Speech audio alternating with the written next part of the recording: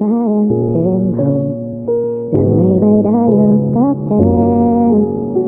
Trộm nhìn em khẽ cười khiến anh thẹn thùng, áo trắng em bây giờ tan trường. Đạp xe nơi sân trường, tóc em buông dài, lặng thinh anh ngắm trông đã lâu.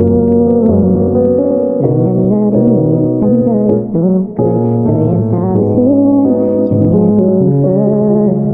Để lời bên em anh nghe tim anh ấm áp, đã lần anh nghe tim anh vô vơ xuyên sao. Đời em khắc phục quên mình em, chỉ mình anh và nỗi nhớ mong dù có